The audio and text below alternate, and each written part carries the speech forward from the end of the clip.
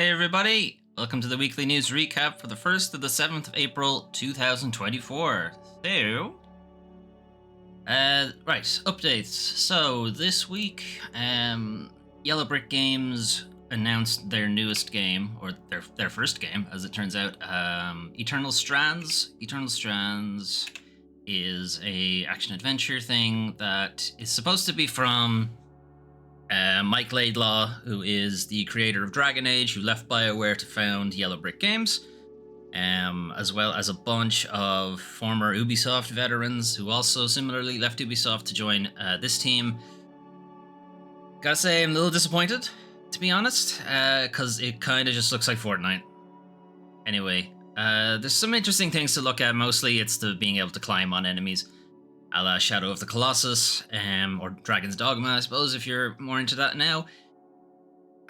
Not a lot of games have done the climbing on enemies thing, mostly because it's really hard to do. There's a lot of opportunities for it to become very jank very quickly, as you'll probably note from playing Dragon's Dogma. And also Shadow of the Colossus just did it perfectly, that I don't think anyone has felt comfortable even attempting it. There are some interesting gameplay elements at work here. You know, there's like the binding enemies with the ice ability. There's the kind of telekinetic stuff where you can throw enemies around the place and that kind of thing. I guess it's the art style is really throwing me off, because it really just looks like Fortnite. I guess I would be looking for something with a bit more adventurous, because it feels very safe from an art style standpoint. Gameplay wise, we don't know. We'll find out soon enough. Although, on the other hand, it is a single character action adventure, which again is also very safe. We'll have to see when we get a little bit more like previews or hands-on and stuff like that. But right now, it's a little underwhelming. You know, climbing on enemies aside, it does feel a little underwhelming. Anyway, that's Eternal Strands. This is just an announcement. Obviously, there'll be more in the future. I don't think they have any. It's like next year, maybe, is the intention to release this. No year or anything. No date given. Anyway, moving on. Decadent. So Decadent is from Incantation Games. It's going to be like a first-person shooter type thing. It's allegedly set during World War I, but from what you'll see from this trailer, it really has very little to do with World War I. As you can see, because you have an eyeball in the back of your hand. Anyway, it's really more of an occult kind of shooter. So I think stuff like Hexen or Graven and that kind of thing. Whether it's going to be like a boomer shooter, I don't think so. He does appear to have some crazy shotgun thing here.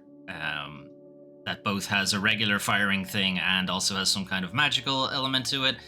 It's got a little bit of Witchfire to it, which is another first-person shooter that's actually more like medieval fantasy, but somehow you have a gun. Don't ask questions. Obviously, there's no gameplay here, so we don't really know how the game is going to play. But yeah, 2025, I don't know, it's an interesting premise. And as usual, if a first-person shooter has something that isn't... Hey Melvin, how you getting on? Happy Sunday. If a first-person shooter has something going on that isn't just shooting, I have more time for it. Whereas, like a first-person shooter that's pretty much just the shooting element to it, like, the old military shooters, basically. Medal of Honor, Battlefield, Call of Duty, that kind of thing. It's meh. Give me something else. Whereas you give me something like Bioshock or... It's just that Doom, that kind of thing. Give me something that has more to it than just the shooting, and I'll be there for it. Anyway, there's no gameplay in this trailer, so who knows how it actually plays. Anyway, we'll see.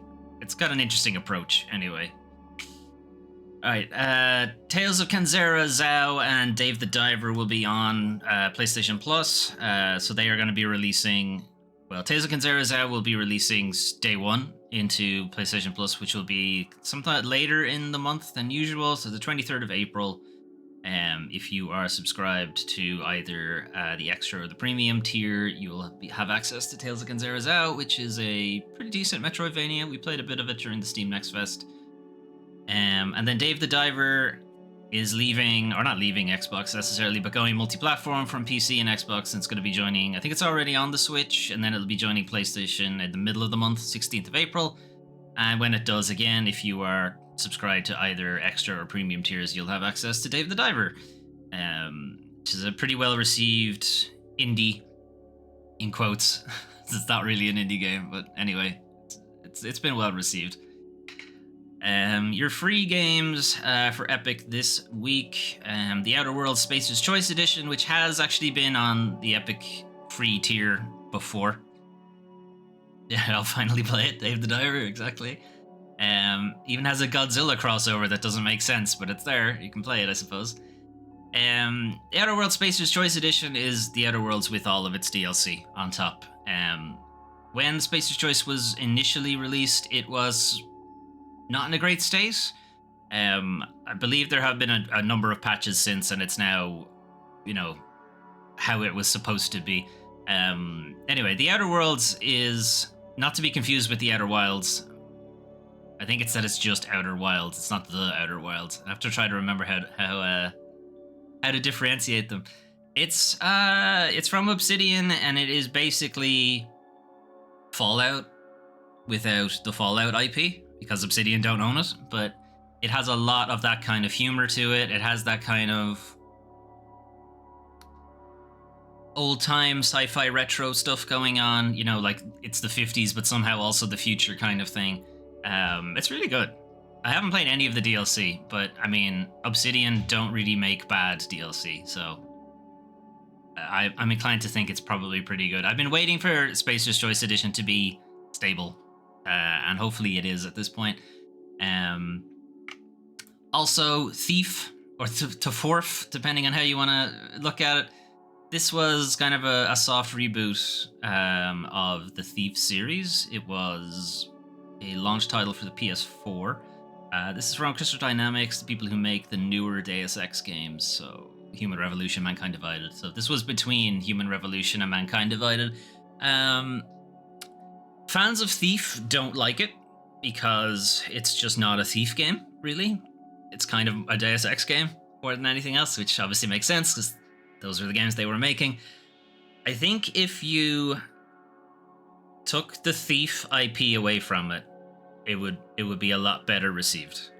But the fact that it has the Thief name on it and doesn't really play the way it should, I think a lot of people disliked it or a lot of fans of the game anyway. It does have its own problems. There's a lot of backtracking. The loading times are pretty bad. Playing it on a modern PC or on PS5 or something like that now, it probably wouldn't be as big an issue, but at the time it was a pretty big deal. I did like some elements to it. Kind of the stuff I like the most about it is that Garrett actually reaches out and takes things. When you pick up jewelry or candlesticks, silverware, whatever he's stealing, he actually goes out and yoink. He has very daintily picks things up, or if it's really a valuable item, he's like, oh, this is beautiful, and takes it and stuff like that. It's I don't know, it had a really interesting tactile thing to it that your hands actually come out and grab things instead of it just disappearing from the screen and a little pop-up to say that you picked it up. That was interesting. Its stealth mechanics are pretty good as well. It's got a bit of the Splinter Cell thing to it, although to be fair, Thief did it first with the kind of light meter. If you're in full light, you're completely exposed. If you're in kind of half light, the enemies won't see you from far away, but if they're close to you, they will. And then obviously if you're in complete darkness, enemies just can't see shit. You're completely invisible, that kind of thing. Your mileage may vary. Just keep in mind that, keep in mind it was an early PS4 game, so at that point, early PS4, early Xbox One, they were effectively PS3 games with better graphics. So just, keep that in mind. Don't expect anything earth-shattering here. Okay, we're coming into the start of a new month, so Xbox Game Pass, PlayStation Plus, all of that is going to start refreshing. So for Game Pass, we have a bunch of new games joining this month. Kona, I believe, is a narrative, like, murder mystery type thing. Lego 2K Drive is a Lego kart racing thing, effectively. Little Gator Game is a really fun, cozy, just kind of chill, to play on a chill afternoon type game. You are a little gator, as you might imagine. You are pretending to effectively be Link from The Legend of Zelda, but obviously they never call him that because copyright issues, but that's essentially what's going on. And you and your friends are sort of making a big Zelda game with like cardboard cutouts and adults not really knowing what's going on, but they're sort of here for it, and it's a fun little thing. Shadow of the Tomb Raider is the third of the reboot trilogy, if you like. It's okay. I mean, out of all of these, it's probably the standout game, but I mean, I still think the first reboot, just Tomb Raider, was the best one. I really didn't like Rise of the Tomb Raider. Shadow of the Tomb Raider I did like, but it was mostly because it introduced a bunch of stealth mechanics that I thought were really cool and were a little out of place in Tomb Raider, but in isolation, they were cool mechanics. I think they probably should have been in a different game. But anyway, Botany Manor is launching day one, so this is a new game. So Botany Manor is kind of a puzzle game based around plant life and how to care for plants and stuff like that. You inherit this manor from somebody in your family. It's a pretty standard trope at this point, and parts of the mansion are blocked off until you figure out how to take care for plants, something like that. I don't know. It's kind of dumb, but the gist of it is there's a plant you need to bring back to life, and it has some gimmick to it that you need to complete, solve a puzzle to get it to grow. When it was initially pitched, I thought it was going to be a bit more true to actual botany, actual plants, how you're supposed to care for them. How do you get orchids to grow? How do you get roses to grow? That kind of thing. It's not. The plants are very much fictitious and have very eccentric ways of getting them to grow and stuff like that. So that's a little disappointing, but still, it's a pretty fun, chill puzzle game. PGA Tour, it's the latest PGA Tour. If you like golf, I guess go play golf, to be honest. Anyway, Harold Halibut is again another new game like Botany Manor. It has a really interesting art style, and it kind of looks like it is a stop motion or puppet character models. So stuff like, I suppose I'll be showing my age here now, but like stuff like Thunderbirds or Captain Scarlet.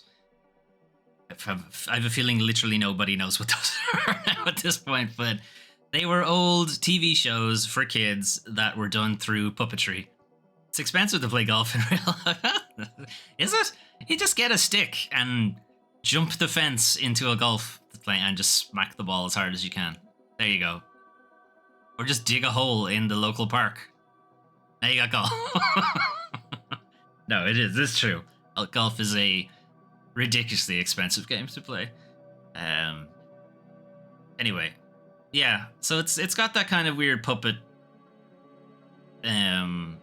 stop motion kind of feel to it.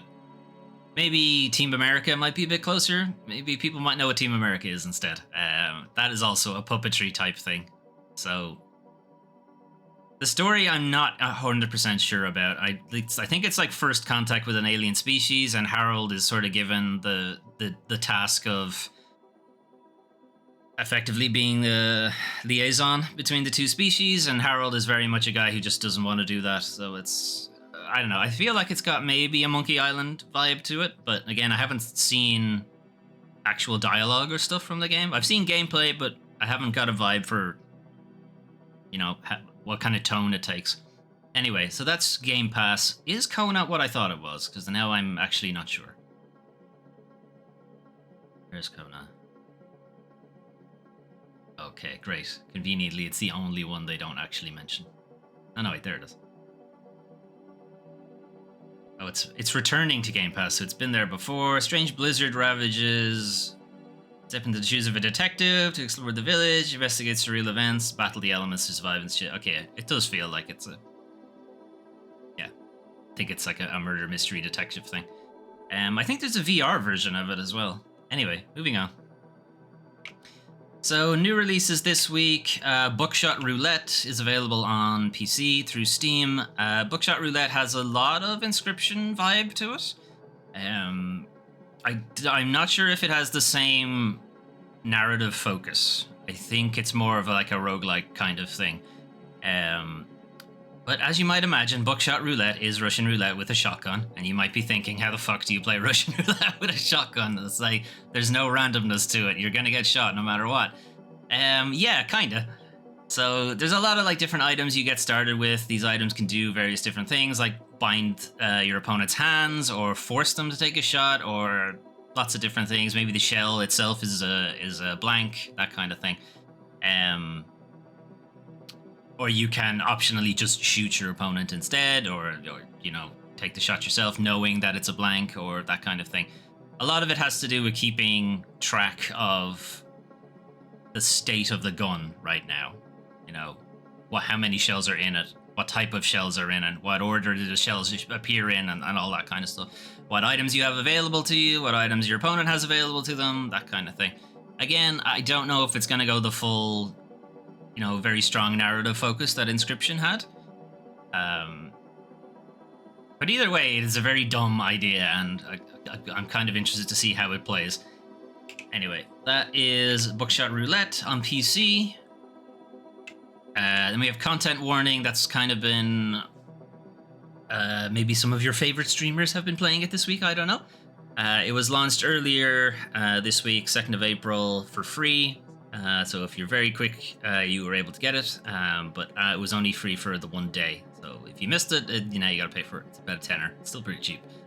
So the idea is, think kind of Lethal Company, I guess. But the idea with Lethal Company is that you went down to this mysterious planet and you collected a bunch of scrap, salvage and whatever, and then had to get out of there before you got killed. Content Warning is sort of similar, but you're not collecting scrap. You're collecting silly moments. You know, so your friends getting killed by monsters, or you having to run away from stuff, or finding new monsters, or, you know, really dumb things happening, basically. And the idea is whatever you can capture on your viewport, you know, is it a new monster? Did the monster kill you? Did the monster kill one of your friends? How many of your friends did it kill? And so on. This kind of stuff improves your score, gets you on SpookTube, as it's called. You know, effectively YouTube, but for spooks, I guess. Personally, I haven't actually seen any gameplay of it yet, so this is all sort of theoretical. Or not theoretical, like I've read previews and stuff, so I'm pretty sure that's how it plays.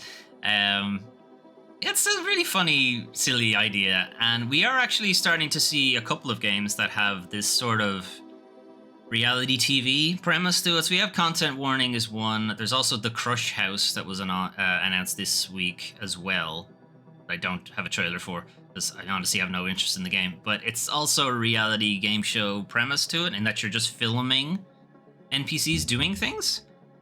It's like Lethal Company without the looting. It's just a scary monster. Yeah, that's kind of the vibe I was getting from it, all right. The Crush House is effectively Big Brother, but you're playing Big Brother. You know, you have the camera and you're trying to capture different moments going on in the house. And I think it has a things are not all what they seem vibe to it as well. I think there's like a behind the scenes. I'm guessing they kill the people who get voted off. That's probably where the story ends up going in that, but we'll see. But yeah, like there's also a couple of games in development that do have the reality TV vibe to it. I'm also here for this guy with the pink face who's just toggling on the flashlight. It's just, yes, absolutely. Absolutely. I would be the friend doing this. That would be me. Looks friends just seeing your friends dying footage. Yeah, it's pretty, like, it's pretty dumb. I'm not sure if it makes for a good stream. I mean, it does feel like streamer bait, but I think it would still be a fun game to play with your friends. Then we have Withering Rooms. So Withering Rooms was a early access title that has now had its 1.0 release. I saw one that wrote bum and put its face me. Of course he did. That would be me too, probably. I would probably try to draw a dick and balls and then be banned from the game. Anyway, so Withering Rooms is a roguelike survival horror type thing. So you are playing this character who's stuck in this old Victorian mansion that changes its rooms, changes its layout every night, kind of thing. And yeah, the gist of it is you just want to get out of there. You're collecting different equipment along the way, having to deal with monsters, not necessarily fight them, not necessarily kill them. A lot of it is just avoiding them and not getting into those kind of altercations, and trying to live as long as you can and figuring out more about how the mansion works and eventually escaping. Right, so that's kind of the deal with Withering Rooms. I quite like its presentation. It reminds me a little bit of Deadly Premonition, and then there's a little bit of just kind of really old-time horror, I guess. There are, of course, combat elements to it, but it's not all based around combat. Like, a lot of the different monsters have their own way of dealing with them. Some of them are, the standard horror trope of you can't kill them. They're an immortal, being from beyond the stars or something, and you just have to find a way to avoid dealing with them. Anyway, it's had its 1.0 release, so you can check that one out yourselves. Unfortunately, though, it is now time to talk about the worst part of video games, video game industry. So this is a report from IGN's Rebecca Valentine about Deck 9, the Life is Strange developer. Took over the series from Don't Nod. So Don't Nod only did Life is Strange 1 and 2. Deck 9 did the in-between game, Before the Storm, and they did True Colors. So they've both done 2 games, I suppose. Anyway, there have been reports of toxicity, hate speech, sexual harassment, all the stuff you've heard from all those other bigger studios. Activision, Ubisoft, Riot, all had those issues. And you would think a game that is about, marginalized group representation and, empathy with your fellow man and stuff like that, you would expect that the developers would be also all about that kind of thing. No. Well, most of the developers are. But 1 or 2 people who are in very important positions aren't really about that at all. Kind of weird, honestly. Anyway, so early last year, while working on the next Life is Strange franchise, a bunch of developers at Deck 9 stumbled upon something that didn't belong in their games. Nazi symbols. Okay. So stuff like some various dog whistles around white supremacy and that kind of thing. Certain numbers that show up, certain memes, certain runes, the SS and that kind of thing is all sort of subtly and then not so subtly were placed in environments. And they're like, what is this shit doing here? Who's putting this in here? And we'll get to it later on in the article, but it's somewhat chalked up to, somebody used these accidentally. They just didn't know what they meant. And you would think, doing this once without knowing what it meant, okay, maybe. I might buy that. But all of them appearing in one scene together? No. They know what they're doing. Whoever it is, and as of now, they still haven't rumbled whoever it is. But anyway, as the number of possible symbols mounted, staff grew increasingly concerned that someone was putting these items in the game deliberately as a dog whistle to white supremacists. So where is this coming from? So we have to go back a little bit of history for Deck 9. Since its inception, Life is Strange series has been lauded for thoughtful portrayals of marginalized individuals. There was an expectation that any whiff of hate speech would be immediately removed and thoroughly investigated. No, it wasn't. Weeks went by, management just sat on their hands, didn't do anything. It's like the new football team. It's very suspicious how they didn't see anything coming. Yes, obviously they should have known, but also, are they ever going to have a 44 player on the German team? But yes, they definitely should have known, particularly from Germany. Of all countries, how could you get that wrong? Anyway, weeks went by, management sat on their hands, basically didn't do anything. This was not the first time executives had failed to act when marginalized individuals at the studio had felt unsafe.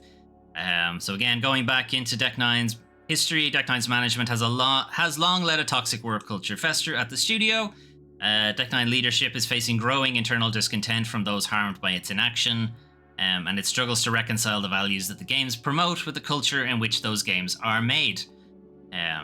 So again, this is meant to be games that necessarily champion marginalized individuals, but definitely highlight and try to empathize with them. Only to find that the developers find themselves making the game in an environment that is hostile to them. So going back a little bit into Deck Nine's history, they started off as Idle Minds. Idle Minds were responsible for things like Cool Borders 3 and 4, not 1 and 2. 3 and 4 were also not particularly great. A Neopets game, randomly. And then they ended up being a support group for a bunch of Ratchet and Clank games. Then they moved over to mobile game development. Then they disappeared for a solid decade at that point. Then came back as Deck Nine in 2017. Partnered with Square Enix to do Life is Strange Before the Storm. Don't nod. I believe we're working on... I think they were working on Vampire at the time, and Before the Storm was being developed, so they were not available for another Life is Strange. Square Enix shopped it around to a bunch of people. Deck Nine pitched, and there's a feeling that when Deck Nine pitched, they pitched as the lowest bidder, and Square Enix have effectively treated them that way. Deck Nine's first crack at Square Enix popular narrative series involves significant crunch. Everyone, hold your surprise. Developers mentioning that they would be working routinely 70, 80 hours a week. One developer working an entire month straight with no break. Another described taking on weeks of crunch to protect other team members, saying it was never mandated, but that there was always too much to get done in the allotted time, which is a pretty standard, not trick exactly, but it's certainly a tactic that a lot of mismanaged studios will use to not enforce crunch, but enforce crunch. It's like, I mean, you don't have to do it, but it's not going to get done. And if it doesn't get done, then you guys, we might not be able to pay you. And then we mightn't get future projects if we're not able to hit these milestones. So you don't want to be responsible for everyone losing their job, do you? When it's like, no, but I'm not responsible. It's you who's responsible. You've mismanaged this time. Anyway, this is not unique to Deck Nine, is my point. It's in a lot, way too many studios. Several people working at Deck Nine felt as though Square Enix had sold Life is Strange to the lowest bidder. People were aware that producers had essentially been forced by their bosses and Square Enix to rework production schedules, so it looked like every milestone would fit within a very limited development timeframe, but of course they wouldn't, because that's not how it works. Whatever you put down, particularly software development, whatever you put down as an estimate for how long it's going to take, double it. Double it, because that's how long it'll really take. This is why crunch happens. Your 40-hour week, you have to double it, but now you don't have time to do it, now it becomes an 80-hour week. This is literally how crunch, how it happens. Anyway, a source elaborated that Square always put a lot of pressure on our people, so that toxicity started to bleed into our environment too. So there's a bit of Square Enix London in particular. Square Enix London don't have a great reputation for management as a management partner. It's not surprising that they would have pushed hard on Deck 9, and it sounds like Deck 9 were a little too eager to please. Deck 9 management were a little too eager to please their client in this way and wouldn't push back on outrageous scheduling times and stuff like that. Anyway, they felt that Square Enix was far too hands-on with the script. Square Enix also seemed oddly reluctant or outright hostile to the diverse themes and ideas that Life is Strange fans love. So they're already, against or reluctant to move ahead with the literal themes that Life is Strange is kind of about, which is marginalized, typically queer individuals. Square Enix told multiple developers it didn't want Life is Strange to be thought of as the gay game, which it absolutely is at this point. But anyway, this is a quote from Mallory Littleton, narrative designer. Even in our press guides from Square Enix all the way up until review, we were not to say anything about Alex's sexuality, period, at all. That's what period means, but okay. And then they did the advanced copies, and all of these reviews came out saying how amazing it was to finally see an explicitly bi protagonist. And after that, Square was like, oh, just kidding. Alex is absolutely canonically 100% bi. Yes, this is unsurprising from executive level people who just are afraid to do anything they think is against the social norm, anything that is against the broader video game hegemony. Which obviously putting a queer protagonist would obviously have that issue. Square Enix declined to comment for this article because, of course. Anyway, managers at Deck 9 never seemed willing to ask Square Enix for more time or push back on notes the developers disagreed with. So again, this is Deck 9. Deck 9 kind of putting themselves into the position that Square Enix were effectively their only client at the time and they had to keep them happy. And keeping them happy to them meant just saying yes to everything. Which is bad. Which is bad from a management side of things. Your manager, right? If you're an employee of Deck 9, your manager is meant to advocate for you to get, so you are not under so much pressure. So you are able to do your job. So you are like in a healthy position to do good work. That's their job. Their job is not to keep the client happy. That's much higher up the chain. But what was happening is that all of that was being pushed all the way down the hierarchy, if you like. And people whose job was not to keep the client happy were forced to having to do things to keep the client happy. Anyway, Deck 9 management seemed unprepared for dealing with a game with serious themes. They were always pushing back against these narrative changes, feeling that they were going, they were too serious. They were too grown-up things. And it's like, this is literally what Life is Strange is about. It's about these kind of difficult life experiences.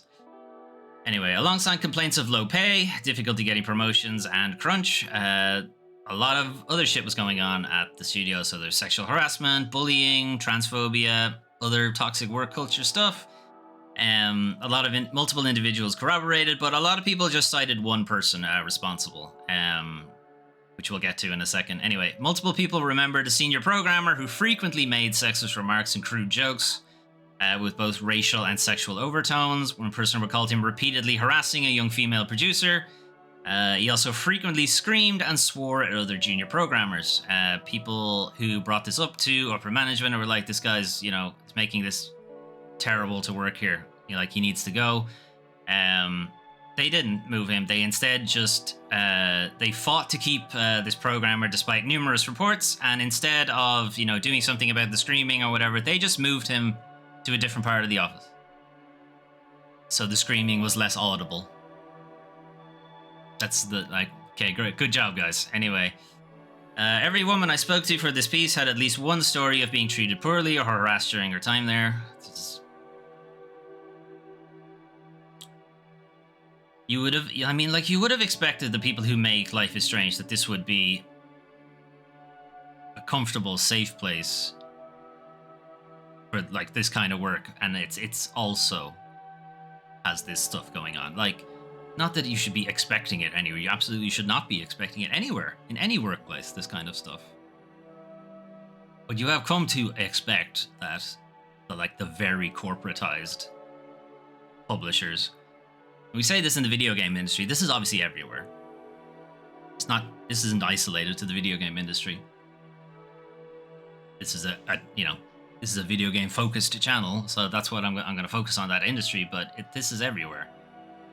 And it's not okay for it to be everywhere, but you would think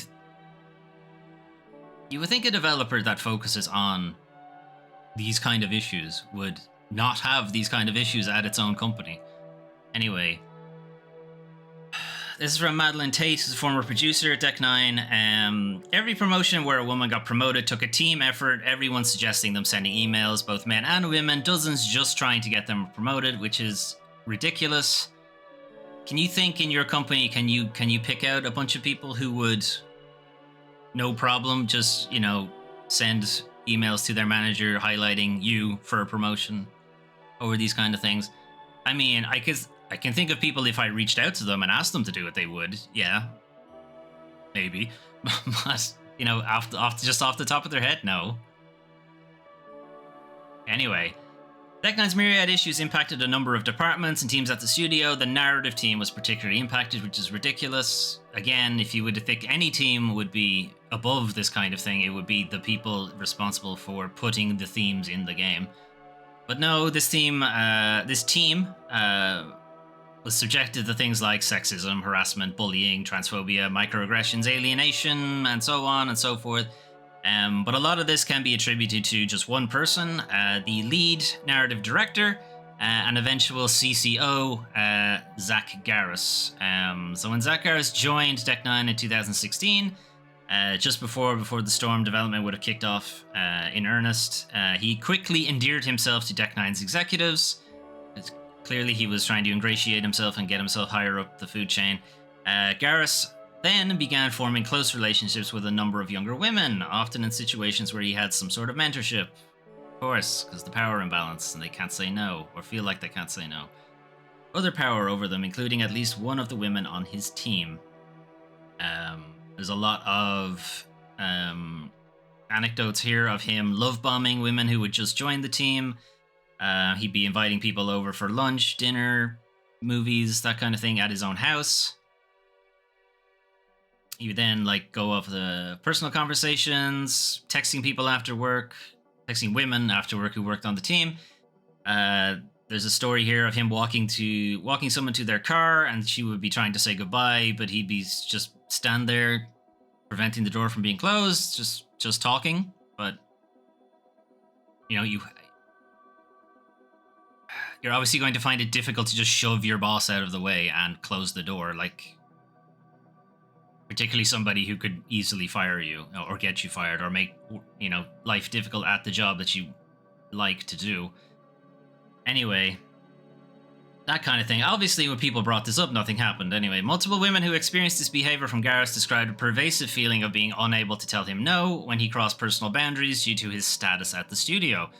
Numerous incidents of him lashing out against those who disagree with him at work, especially true of those fighting for more thoughtful, authentic, or sensitive portrayals of diverse characters. What are you doing at the studio if you're not willing to do this kind of stuff? If you're not willing to hear feedback from actual marginalized individuals about the story? This was especially true of those formally reprimanded. Sorry, Tate, again, the producer on this on the game, was formally reprimanded for criticizing Garris's seeming reluctance to allow women in his scripts to express anger.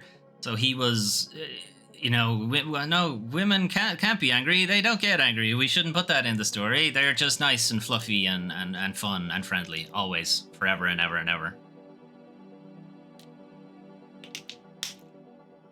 Little sexist, little misogynist there, Eric. What are you doing on this team? Anyway, at a certain point, our job became finding a way to couch feedback in a way that Zach would hear more than it was coming up with the feedback itself.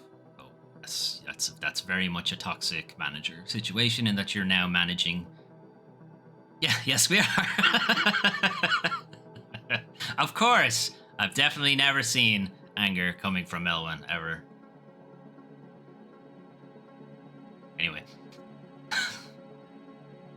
this is obviously very much, if you've ever had I hope you've never had a manager like this, but you can be in positions where you're more managing their emotional state than you are managing the job part.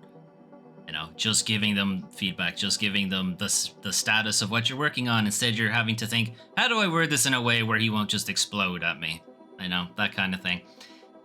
Others recalled being reprimanded by Garris for asking questions about the removal of a transgender character from True Colors that took place fairly deep in development. So, one, there's already the question of why you're removing this character so deep in development, regardless of them being transgender or not. Deep in development, what are you doing just straight up removing a character altogether? We're way past the time when you can do that at this point. But then, obviously, the issue is that it's the only transgender character that you're removing. Two anonymous individuals told me that when Deck 9's social team wanted to say something in support of Black Lives Matter, Garris instead pushed back, calling BLM a hate group. Good stuff. Why are you on this team? How are you still on this team? Anyway, in another example, multiple people told that Garris fought hard for a twist on True Colors' final choice. We won't go into spoilers, but it included a problematic portrayal of migrant workers and needed to be changed, and it eventually was. Several sources recalled a meeting in which Gareth told those who would push back on that decision that they were getting too hung up on political ideologies and asked everyone present to go around the room and list their political affiliations. Illegal, for one, and also we know what his political affiliation is, I think, at that point. Anyway, many people told me about a scene Gareth wrote for True Colors. The writers felt that they had to fight him excessively hard to change. So this goes into how there's a certain point in the game where the main character goes off to have a conversation with someone she thought was a friend. The friend betrays her, and it's all this kind of thing of, how could I have not seen that coming? Can I trust anybody anymore? Like all that kind of stuff. And he wanted to instead make it that she was drugged and taken to the location instead, but then not mention it or talk about it or anything like that afterwards. So the people in the narrative room were like, one, this is a very sensitive topic. You know, it's going to bring up things like date rape and stuff like that.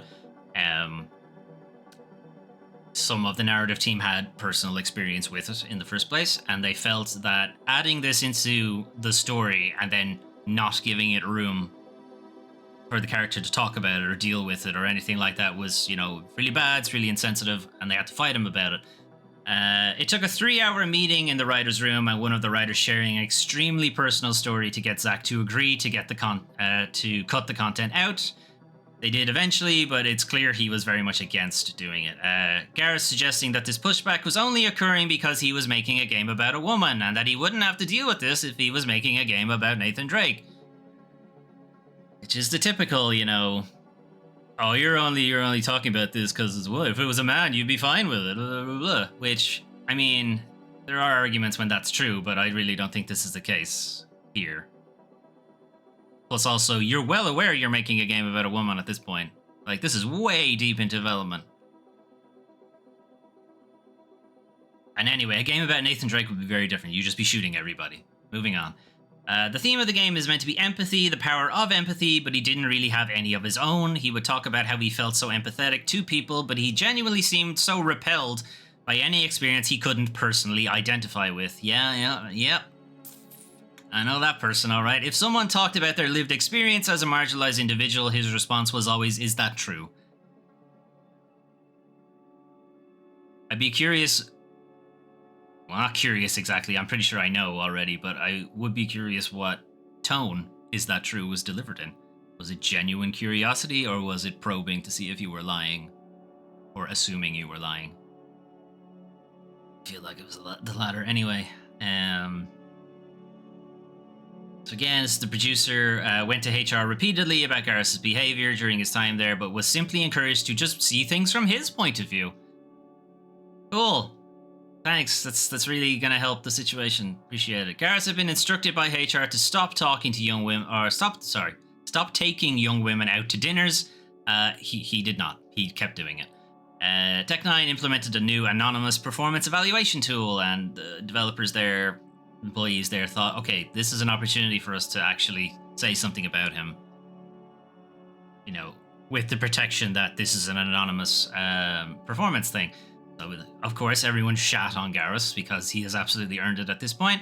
But management, they say, did not take any action. And then sometime later, Gareth quit voluntarily. Now, you can potentially read between the lines that maybe they had a word with him and allowed him to quit instead of firing him, which is bad enough as it is. But look, he's gone. Good enough.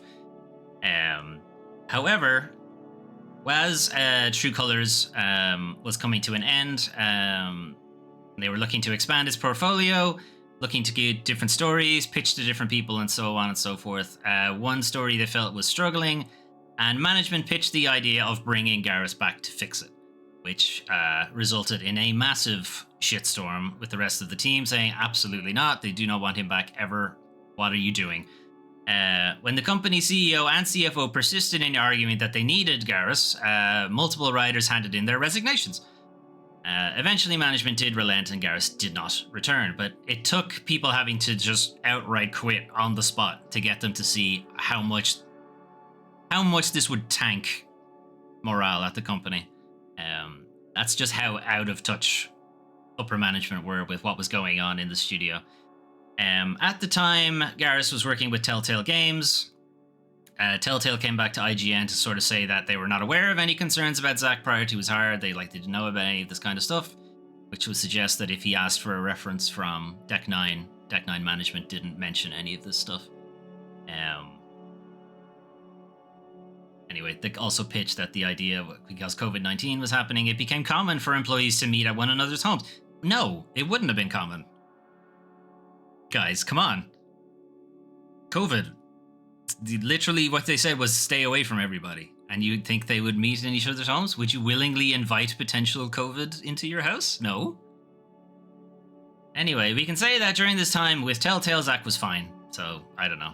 Anyway, in response to a request for comment on this piece, Garrus pushed back on a number of the allegations above. So, I'm not going to go through, well, as you can see, I didn't bother highlighting any of it. This is fairly typical narcissist stuff of, I'm not wrong, you're wrong, everything they said is incorrect, I don't make mistakes, etc., etc. He essentially refutes everything happening, every allegation.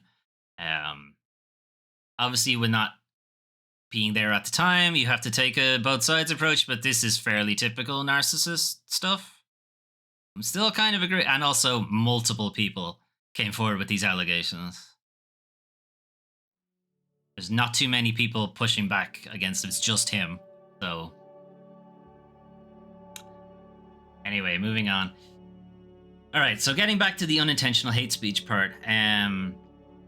So this is, as management were fighting to bring Garrus back, they were starting to notice that all of this stuff was cropping up in certain environments. So all of these, we'll say, white supremacist dog whistle symbols all showing up all in one scene, all at one time, thinking, like, maybe one of these appearing, okay, maybe they just didn't know. Bit of naivety there, but all right, they know now. But all of them appearing all in one time, someone's doing it intentionally, right? Anyway, developers flagged these to various team leads and managers and received reassurances that it would be looked into. It was not looked into. To put that in the game in to put that in this game in particular feels targeted. It feels like a way to say, you don't get to have this either. It's not a little thing. If you meant it as a joke, it doesn't matter. It reads the same. Anyway, after numerous reports of the hate speech, management finally addressed the assets in a message posted in Slack. CEO Mark Leon informed staff that it had removed these symbols, investigated how they came to be there, and claimed the following: the investigation management determined that it was not an intentional action. Somehow they did not intentionally put all of these things in. Come on. Really? Anyway, regardless of intent, we will not tolerate yada yada yada yada. So the response to this is a little concerning. I think a lot of it was mixed responses, with a lot of employees asking for more information, a lot of employees going, there's no way this was an accident. Some people expressing gratitude that, hey, at least it was gone. And then there's people who are kind of defensive about it and saying, oh, if you start using the 100 emoji, for 100%, should you not also receive a written warning for racism? In that 100% is also a white supremacist thing of, I'm 100% white thing. It's pretty gross, but I think it's the better known usage of 100 is 100%. I'm on board, yay, go you or whatever, rather than the other meaning of it. Whereas the meaning of a lot of these other things is, this is literally a Nazi SS symbol, guys. Like, that's what everybody knows it as. Anyway. Leadership seems sheltered and unprepared for the difficult conversations that a series like Life is Strange prompted. They were feeling that it's a video game. Video games are fun things to play. Why would all of this weird political shit be making its way in? Why would all this white supremacist Nazi racism shit be making its way into these games? Be like, have you looked at the video game community ever? There's unfortunately a fairly vocal, I would like to say vocal minority, but I'm not sure. Anyway, weeks later, the Ons announced that Deck 9 would be investigating the incident further. They've now hired an outside group to look into it, and at time of this publication, we don't have results of what's going on there. Even though getting through all of that stuff, Deck 9 have had their own kind of purge, if you like.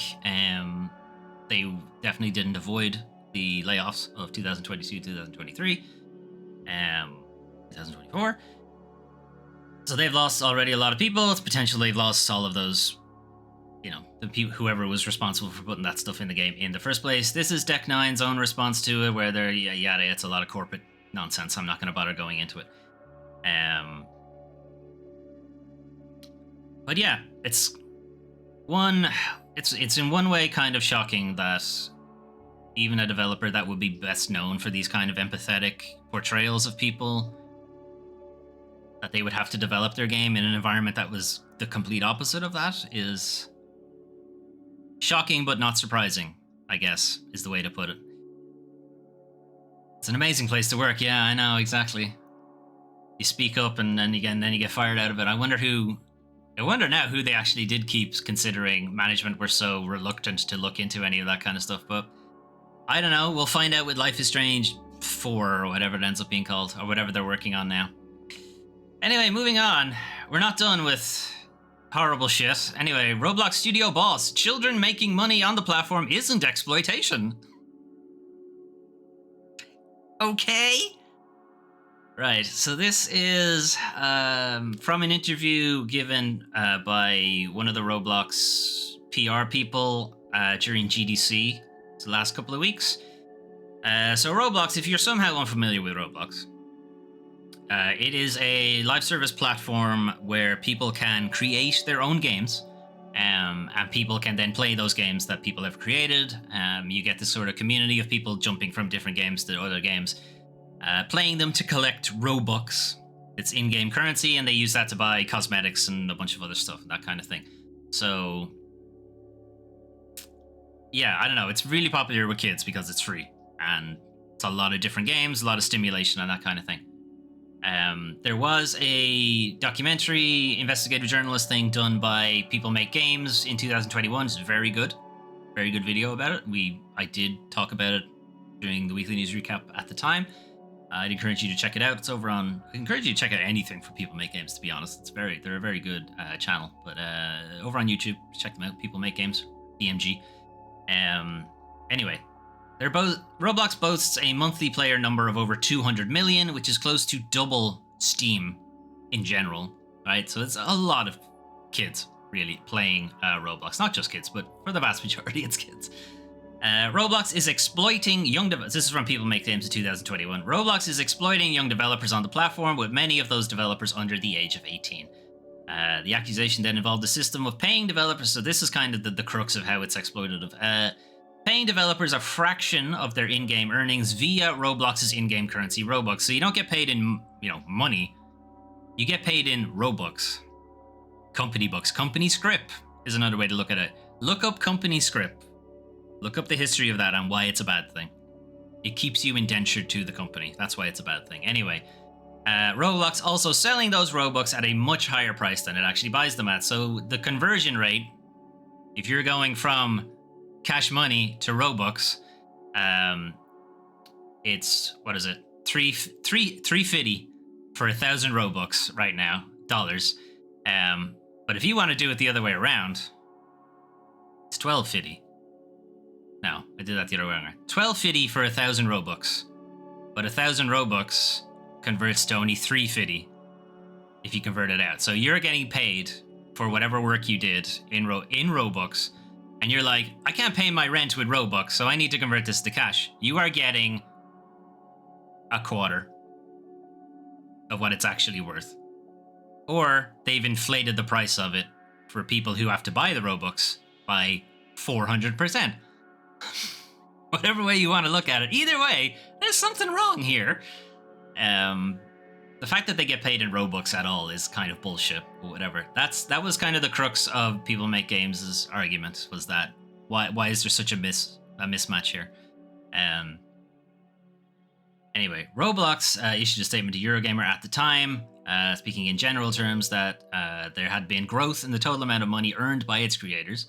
I mean, that's also growth in the amount of money you are stealing from them, but okay. Then they lauded the coding skills that they learn. They're teaching them... So Roblox is built in Lua, which is a scripting language. It's not unlike Python. It's not enough like Python that you could do Python, but it's close enough. And yeah, okay, you do sort of learn a little bit about it, but not in any meaningful way. Like Python for video games is very niche. You wouldn't be able to walk into any Python job and be good to go. You know, you need to still learn a whole lot. But I thought the funny thing is that they're there at GDC promoting their AI-powered creation tools, which would obviously completely take away any of the coding stuff. Because just AI is just going to do it for you. It's going to do shit, but it's going to do it for you. Anyway, an also issue of it is that, of course, a lot of these developers are people who are playing the game, and people who are playing the game are children, ergo a lot of these developers are children. And Roblox is taking a cut from work sometimes produced by those children. Okay, and then this guy, Karaza, PR guy, oh no, he's not PR guy, he's interviewed Roblox studio head, you should absolutely know better than this. Karaza decides to go on the record saying, okay, we are exploiting, child labor, right? It's like, now, obviously this is not isolation and it's not in the context of anything else, but even having that soundbite out there, my guy, you should really know better than to say that, but okay. And then he comes back to say, but no, it's not exploitation because we're giving the opportunity for like a kid who's living in a slum in Indonesia and he can have an income where we're taking 75% of it from him, but okay. And also he has to convert it from Robux into whatever other bullshit. Anyway, I did think it was funny that later on a PR guy had to step in and be like, Anyway, we have hired some teenagers that had millions of players on the platform. Millions of players doesn't really mean anything if they're not getting the money for it. Also, you have hired some teenagers? Pretty sure that's illegal. Anyway, they didn't feel like they didn't feel like they were exploited. Doesn't matter. They were still exploited. Whether they felt like it or not is irrelevant. That's naive, if anything, of them. They just didn't realize it, that they could be getting more money, that they were entitled to it, and you're exploiting them just because you didn't feel like it. Anyway, I made so much money that I could retire. Citation needed on that one because the money made off this is not a lot. It really isn't. Anyway, at this point, PR guy steps in and is like, the vast majority of people that are earning money on Roblox are in fact over the age of 18. So let's not go into that. And then also they come back to say that they've never employed anyone under the age of 18. What are you talking about? We've never hired teenagers. Shut up, studio head. What are you doing? You're gonna get us into trouble. Anyway, millions of kids that learn how to code every month. Again, you're here promoting your AI powered thing that's going to completely remove that element, but okay. Anyway, they came back at an update. Roblox came back to basically say that, mostly it was to push back on him saying we've hired teenagers to work on Roblox. Them coming back to say, no, we haven't done that. Everyone's been over 18. Please don't look into this, regulators. But another one that I wanted to point out is that the primary motivator for most creators is not monetary gain, so it's okay to steal from them. Because their motivation isn't monetary. That makes it okay. Now, what I want to point out here is that you can put this whole, the primary motivator for most creators is not monetary gain, onto any media platform that relies on user-generated content. And this isn't just video games. It is primarily social media, right? So, people who post TikTok videos, people who post tweets, myself streaming YouTube videos, like all that kind of stuff. The primary motivator for myself is not monetary gain because I make nothing. I make very, very little out of streaming or YouTubing or whatever. I do it for fun. That doesn't mean it's okay to steal from me or whatever. But the primary motivator not being monetary gain is because if it was, I would be shitting myself because I'm making nothing. I would not in any way be able to afford living if I had to make this streaming my primary motivator. The primary motivator not being monetary gain is largely because they just don't make any money off what they do. Like, think about So you might think about YouTube, and you might think the higher up, you know, people who have a lot of viewers, a lot of subscribers, a lot of followers, whatever. Yeah, they're making some decent money, and obviously MrBeast is making like stupid amount of money. But the vast majority, 99% probably, make nothing on YouTube, or make nothing on TikTok, make nothing on whatever. So obviously the primary motivator is not going to be monetary gain, because if it was, he would have stopped a long time ago. That still doesn't make it okay to exploit people. You know, it still doesn't make it okay for you to be taking 75% of what it's actually worth. Anyway, they are going on to talk more about that kind of thing, but I wanted to point out that that is a common refrain from those kind of platforms, that people do this for fun. And yeah, they make a little bit of money on the side. Isn't that great? They do it for fun because they would make basically nothing anyway. Right, moving on. Okay, Saber's Matthew Kark. Don't bet against Embracer. Anyway, so Saber Interactive founder Matthew Kark. So Saber was acquired by the Embracer Group. As you may recall, small reminder, the Embracer Group are responsible for a shit ton of layoffs last year when they bought a bunch of IPs, they bought a bunch of studios, or acquired them, or embraced them, another way to put it. Way overspent, went massively into debt, and had no way of paying off that debt, and then had to then sell off a lot of those acquired studios, had to lay off a bunch of people, and so on. They have largely been seen as incredibly incompetent at this point. But Matthew says don't bet against them. Anyway, he claims that the group did a good job of minimizing the cuts made in the past year. Apparently, a good job is 2,000 people. That's a good job. Okay.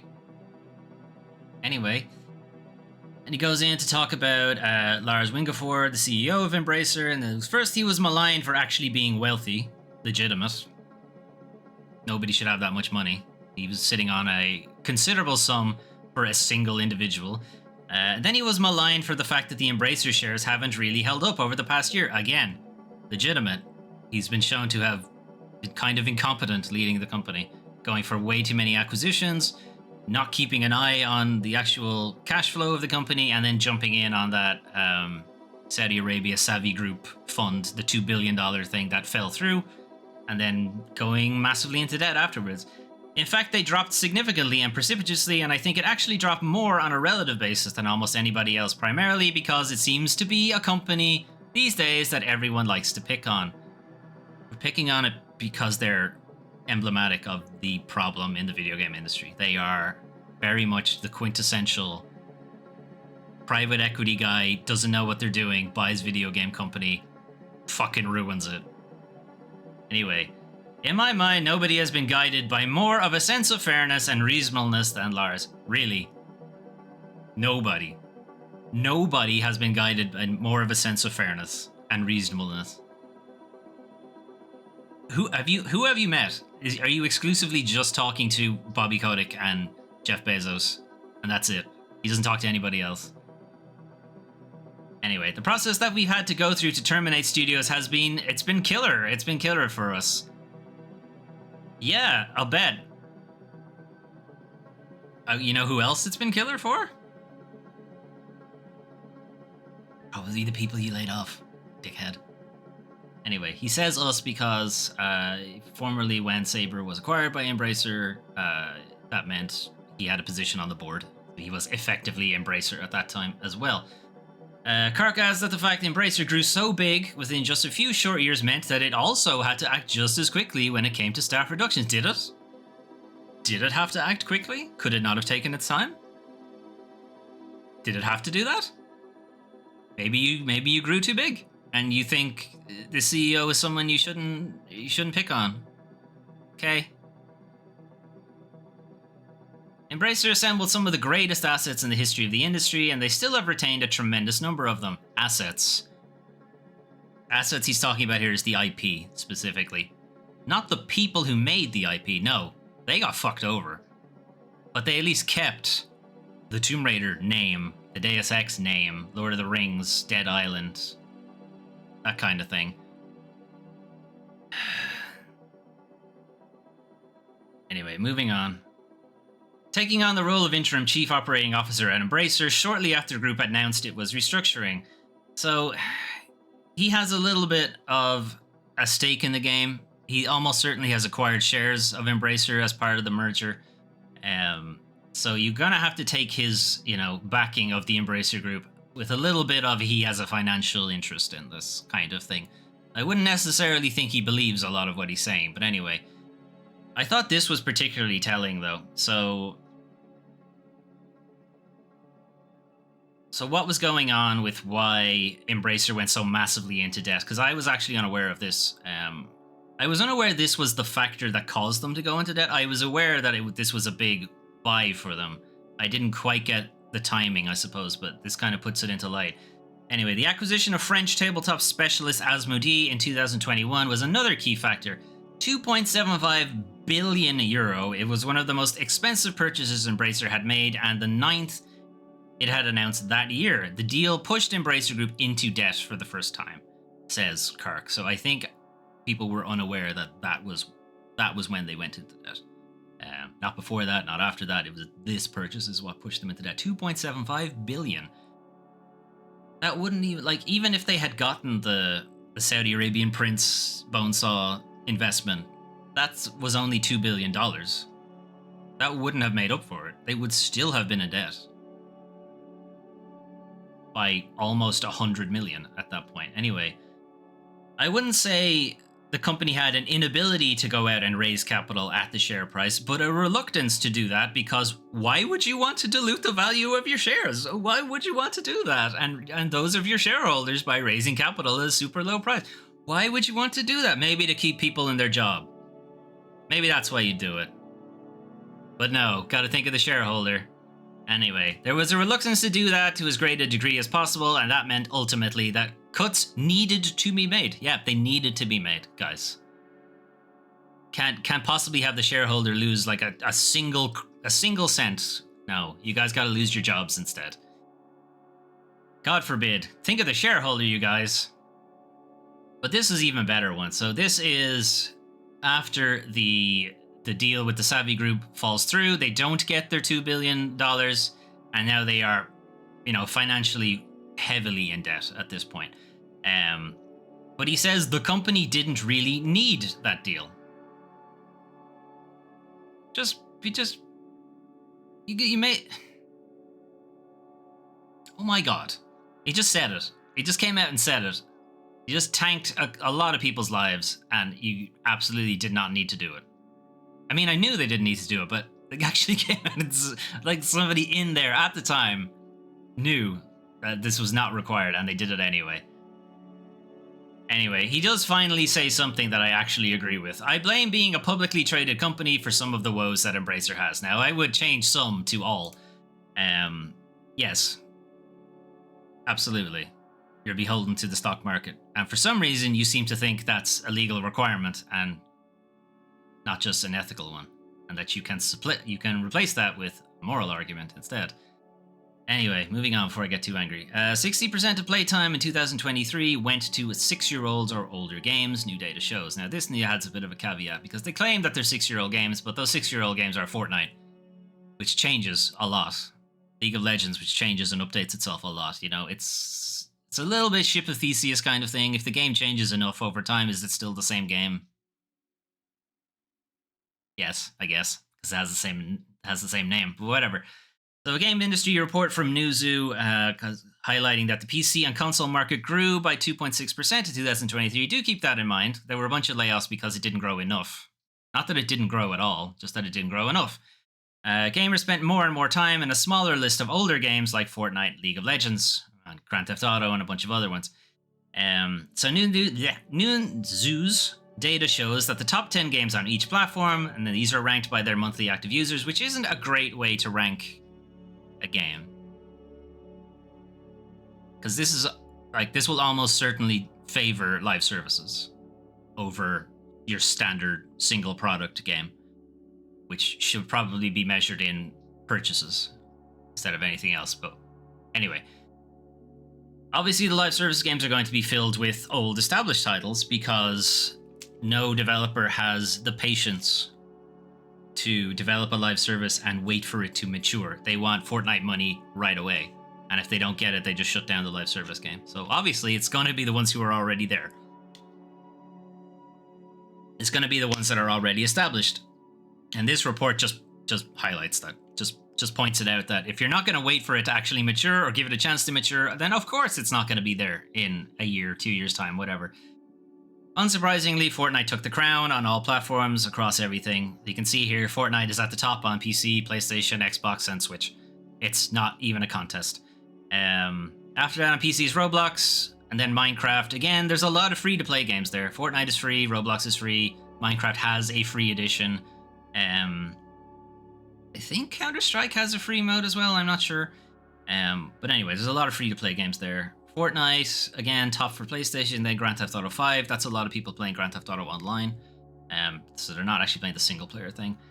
A lot of annualized things there. Call of Duty, EA, Sports, Roblox shows up again. Minecraft is there again. More some live services. Apex Legends, Fall Guys is free-to-play. It's not surprising that it's up there. Xbox, much the same. There's just some things have been moved around. And then Starfield randomly shows up on Xbox, which is like one of the few boxed product games. And Switch, Tears of the Kingdom, Super Mario Bros. Wonder. You can see a lot of the Nintendo first-party games. Which again, not exactly surprising. In fact, everything that's not a live service appears to be appears to be a Nintendo-developed game. Tears of the Kingdom, Nintendo. Super Mario Bros. Wonder, Nintendo. Mario Kart 8, Nintendo. Minecraft, live service. Pokemon Scarlet and Violet, Nintendo. Fall Guys, live service. Animal Crossing New Horizon, Nintendo. Okay, Hogwarts Legacy, there's one. There's one that's not a live service and not Nintendo, but you had to go pretty far down the list to get to it. Anyway, looking at this in terms of MAU, it's going to favor live services, so it's actually somewhat of an outlier for Nintendo Switch to have so many single-player games sitting in the monthly active users list. Which is pretty good for them, and if anything, it's a bad thing for the rest of them. The rest of the platforms. Anyway, data shows that just 66 titles accounted for 80% of all playtime in 2023, so people are playing fewer diverse games. A lot of people are congregating on just a small contingent of games. And what that kind of means is that any new game that comes out isn't really getting played. Because people are having most of their time taken up by Fortnite.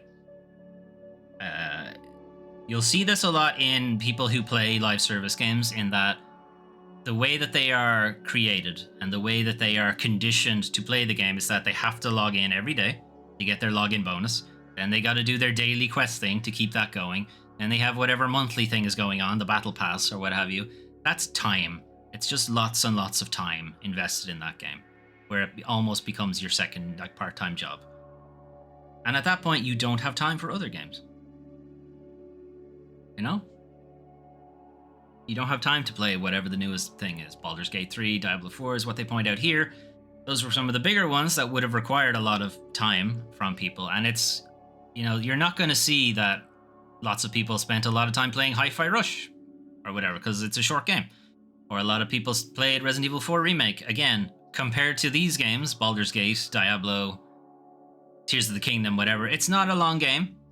So monthly active users isn't going to be high. It's going to be highest when it came out, and then it's going to gradually, peter down. It's not going to go up in spikes or whatever.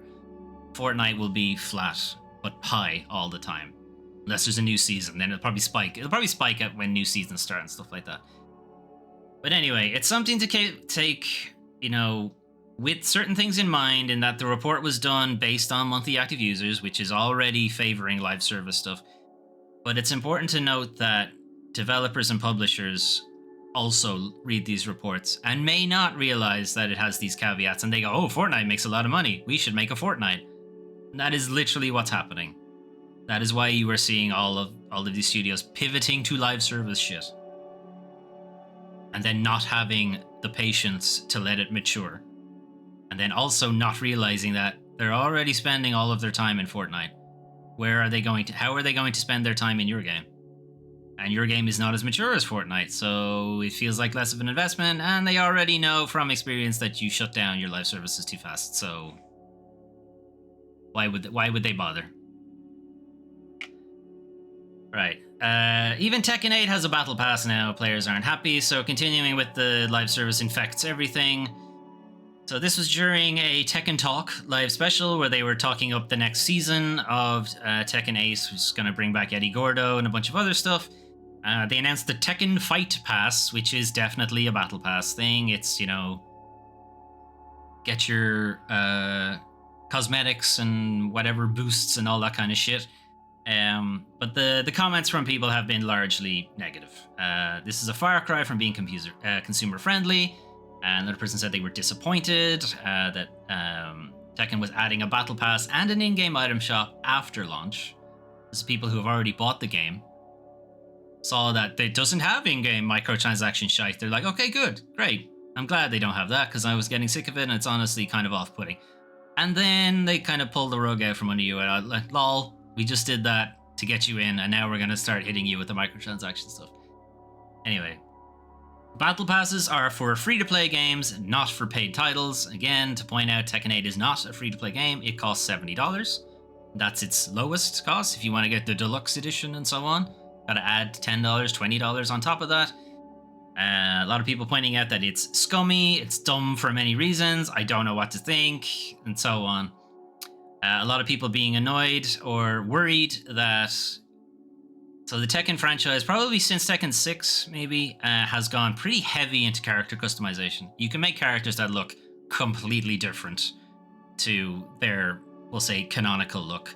And players are kind of having a lot of worry that some of the better costume stuff, some of the, like, classic costumes, you know, stuff that the characters would have worn in the first Tekken or the second Tekken or whatever, that's all going to end up behind the battle pass, or it's all going to end up just in the shop, and it's going to be, you know, aggressively grindy or super expensive instead to unlock, and it just has no place in a single player fighting game, which I would agree.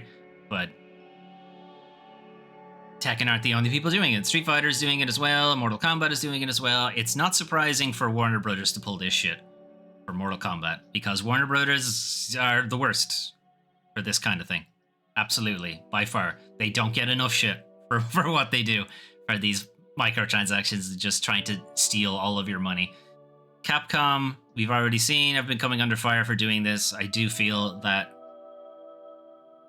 management have mandated these kind of microtransaction stuff, and that the development team itself is kind of against it, but sort of can't really do anything about it. Tekken is kind of in the same boat in that they're owned by Bandai Namco, and Bandai Namco are all about that, you know, milking money out of people. So again, I would imagine they don't have power to push back on this kind of thing, but it is very frustrating to see it happening. Anyway, moving on. So some slightly better news, but also not great news.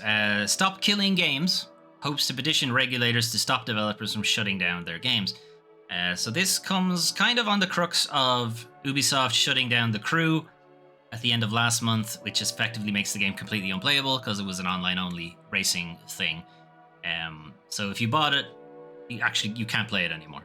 There is no offline mode, there is no single-player mode, the whole thing has to be online. And this prompted YouTuber Ross Scott to launch Stop Killing Games, which is a campaign the largest campaign ever to stop publishers from destroying their games. So instead of going to the publishers themselves, who we have found do not give a shit, they don't listen to the actual community. That's for the plebs, the community manager to deal with. So instead, this is actually going to your local government regulator body to look into it instead.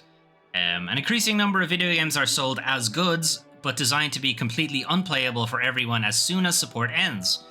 The legality of this practice is untested worldwide, and many governments do not have clear laws regarding these actions. It is our goal to have authorities examine this behavior and hopefully end it, as it is an assault on both consumer rights and preservation of media. Yes. They won't, but yes. So this does go back to your end user license agreement that you definitely read the whole thing of, right? Every time? Every new thing you get, you read the whole thing, right? Cool. Anyway, because you clicked accept on it, so now you're legally obligated to follow everything in it. Funny thing about that. Anyway, players are purchasing not the game, but a license to play the game, which is how they get their loophole around how, they're not blocking you from some good you bought. You bought a license and the license has expired. Theoretically, these terms of service provide the manufacturers cover for when they turn servers off. However, these terms of service have mostly been unchallenged in court. They've not been reviewed by regulators in their countries and so on because they don't bring them up because nobody puts lawsuits. Who's going to send a lawsuit against Nintendo? You're going to lose, So getting these actually EULAs, end user license agreement terms of service things challenged in court doesn't happen very often. And actually, the few times it has happened, they have been found to be unenforceable. They could just put any shit in there. And because you agreed to it, I know everyone's going to think, because you agreed to it, it's binding. You have to do it. No. You don't have to agree, even if you sign your name to a contract that says, I own your soul, or whatever. Legally, it's your soulmate that owns your soul, or Jesus owns your soul, or whatever, stupid shit like that. But the point is, even if you sign a contract to do something illegal, they can't force you to do it. Because it's illegal. Doesn't make a difference. Just because you signed it, doesn't matter.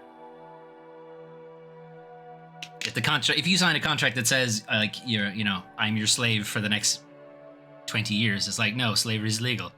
The contract is not enforceable, right? It's the same kind of deal here. Just because it's in the end user license agreement doesn't mean it's actually binding. Anyway, this kind of hope is that the Stop Killing Games initiative will lead to discussion about the practice of games being broken on purpose by their makers, by hopefully taking it to the broader regulatory bodies instead of the publishers themselves, as the publishers themselves seem to be disinterested in anything to do with that. Whether anything will come of this or not, no, to be honest. At least no time soon. We basically have to wait for a generational change at the regulator bodies before we'll see anything like that. A lot of the decision makers will say in regulator body positions will be of a generation before mine, or the generation before that one, who still kind of see video games as toys, and why would there be any of these kind of problems in these kind of things? Plus, they're for children, so who cares if they disappear? It's fine. Nobody's still playing with toys from 20 years ago.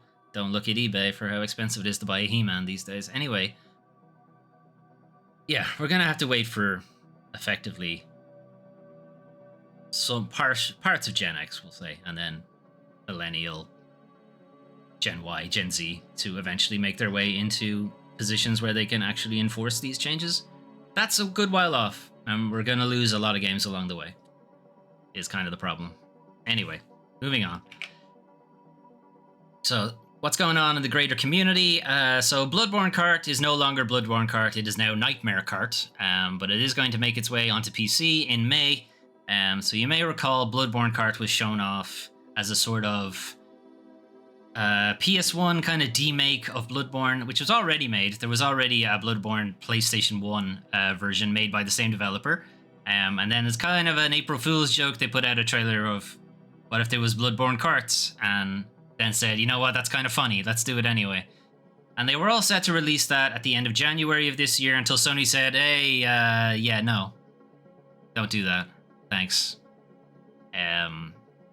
So obviously that pushed them back because they then had to change a bunch of assets, they had to take out a lot of any of the Bloodborne stuff, and it's now Nightmare Kart instead, and it'll be out the end of May. Featuring 20 legally distinct racers, 16 maps, a full campaign with boss fights, Nightmare Kart will be a free download on Steam and itch.io. I noticed that nobody seems to be making the connection that the reason it's called Nightmare Kart is because it's Nightmare Creatures, which is a PS1 game that is very like Bloodborne. And I'm a little disappointed none of the articles I've read have made that connection. Anyway, it'll be out the end of May. It's very dumb. And at least the game finally does get to come out, even though it doesn't have the Bloodborne-ness attached to it. Continuing on from the Dragon's Dogma 2 shit that was happening last week and the week before when it was launched. Dragon's Dogma 2 players are using rotten food and mods to combat Dragon's Plague. So if you're not familiar, Dragon's Dogma 2, you have your main character and then you have a support character that you also create called a pawn.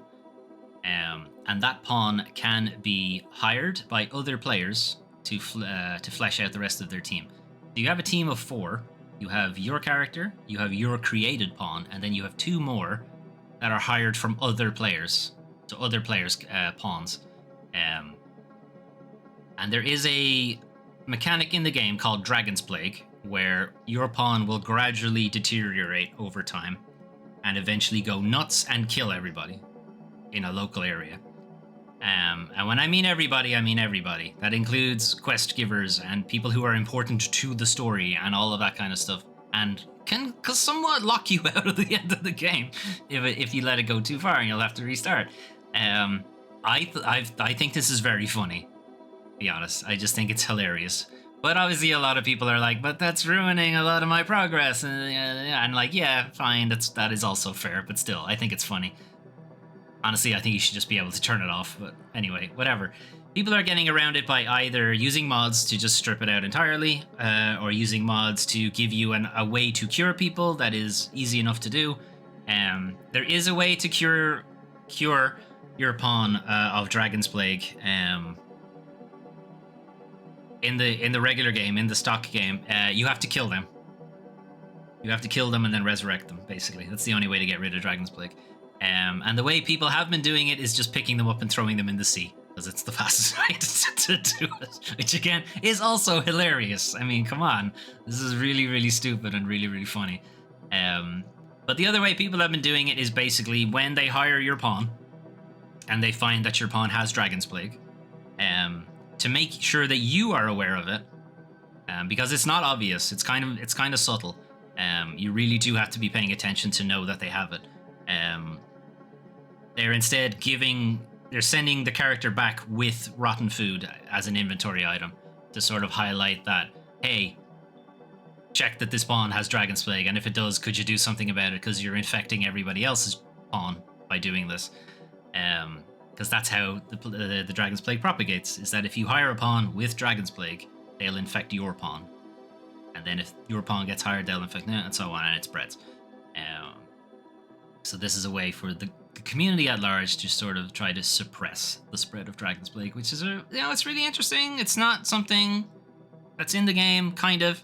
They're using a mechanic in the game to sort of do something else, and I think that's really interesting, and I really like it when the game community can just find these sort of novel ways to sort of deal with issues in the game, or come together in that kind of sense. Anyway, so we're gonna leave Withering Rooms to play. It's already looping. Oh, wrong button. This button. Anyway, that is your news for the 1st to the 7th of April 2024. So we had a couple of updates. I've already forgotten the name of the fucking game, but the new game from the Dragon Age creator went off to make Yellow Brick Games Studio with a bunch of other Ubisoft developers. Enduring Strands? Is it something, or Eternal Strands? Something like that? It looked very safe. You know, really kind of... It looks disappointing. Obviously, we'll have to see gameplay-wise, but from what the first trailer showed, it didn't look... Yeah, I was kind of disappointed. When you hear the pedigree of people working on it, you're expecting something a bit better than that. Anyway, that was a little disappointing. Some games that are coming day one to PlayStation Plus and Xbox Game Pass. It's good. It means I don't have to spend money. That works for me. That's always helpful. Or more that I don't have to spend any extra money, I suppose. You still have to pay for the subscription. Some new releases. There's some interesting stuff there. There's nothing that I'm like dying to play, I guess. Buckshot Roulette seems like more of just a funny, kind of weird gimmick kind of game. I'm not sure how into it I would be, because again, I don't know how strong the narrative will be for Buckshot Roulette. I probably just need to know that. Hey, Doom Training, how you getting on? Good to see you, man. In lurking, no worries, that's fine. Withering Room seems interesting, but again, I'm not so interested in it that I need to play it right now. And I've forgotten already what the second game was. Oh yeah, content warning. I mean, I don't really play multiplayer games, so it kind of precludes me from playing it in the first place. I don't know. I think I'm content to just watch streamers play it instead. Or watch the VODs, more specifically, because they're usually at times that I'm not awake. Anyway, industry bullshit news. I mean, again, it's shocking, but not exactly surprising what's going on at Deck 9, the Life is Strange developer. How they are also subject to the toxic workplace stuff that goes on in what you would expect from the kind of the more corporate video game industry, publishers, developers. You would expect something better from the people who make Life is Strange, you know? You would expect that their environment would be more conducive to empathy and supporting marginalized people and so on, and it's disappointing to find that it's not the case. Roblox still trying to claim that they're not exploiting children by literally saying that they're exploiting children. It's probably not a great look. Nothing will happen, obviously. They'll continue to make way too much money. You can only highlight these things to so many people. It's they don't want to hear it. It keeps the kids quiet. Nothing will really change there.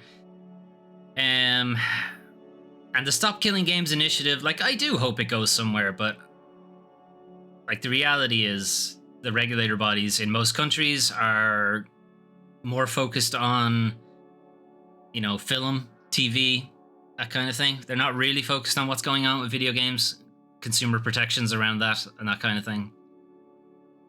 Again, if something does change, great, but I don't foresee it really happening. Anyway, that's the news. But what is happening on the channel for next week? So this is our game card for 2024. So to remind people, or for anyone who doesn't know, these are the Let's Plays I'm intending to do for 2024. Now, we are 3 months in, and we have not done a third, or rather a quarter of this grid. And some of these games are extremely long, so it's just a good chance I'm not going to get to all of these. This is sizable, like 80%. I'm probably not going to get to all of these, but it is my intention to do that. But anyway, moving on. So this week on the channel, we finished Banisher's Ghosts of New Eden. This is the latest game from Don't Nod, the original developers of Life is Strange and Vampire.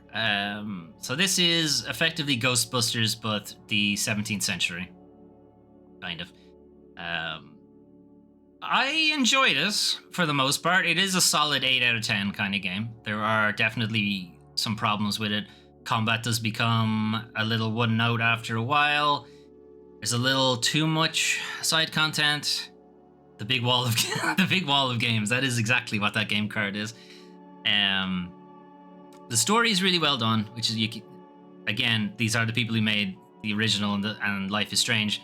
Vampire also had a pretty strong story. It does carry over here. It does have a really strong story. It kind of has two stories kind of going on at once, and I do feel that they rushed one of them to get to the end of the second story. I don't want to go into spoilers on what it is, but I do feel one of them concludes a little too easily,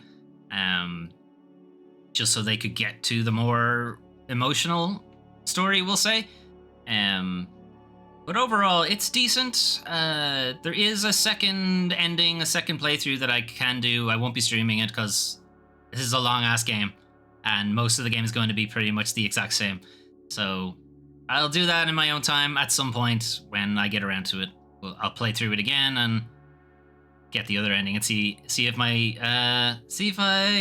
opinion changes on it, but I doubt it will. I do hope they continue with it. This is also sort of... It's not necessarily a sequel to Vampire, but it is in the same universe. There are elements from the lore, we'll say, of Vampire that show up in this game as well. So more of that, though. So not necessarily a Banisher's sequel or a Vampire sequel, but another in this kind of universe I'd be here for. Similar type of game. because I don't really think they can do a sequel from this, to be honest. Anyway, that's one Let's Play down, which means something has to take its place. So we're gonna go back to my playthrough of the Final Fantasy series, which means Final Fantasy IV is next up. Again, I have not played. Previously, I had not played Final Fantasies 1 to 6. I only really got into JRPGs with Final Fantasy VII, which would have been a PlayStation game. So I haven't played anything that was on the Nintendo or the Super Nintendo. So that includes Final Fantasies 1 to 4. Final Fantasy IV would have been known as Final Fantasy II in the West, because Final Fantasy 2 and 3 never made it out of Japan. So technically it's Final Fantasy IV, but if you've played it before, you might know it better as Final Fantasy 2. Anyway, we're going to start that on Friday of next week. So the schedule going forward: Alone in the Dark, Tuesday. We will probably wrap that up on Tuesday. We are now playing through it as the other character, Emily Hartwood. We've played it already through as Edward Carnby. We finished his route yesterday and then started playing through as Emily's, and we'll probably finish Emily's route on Tuesday.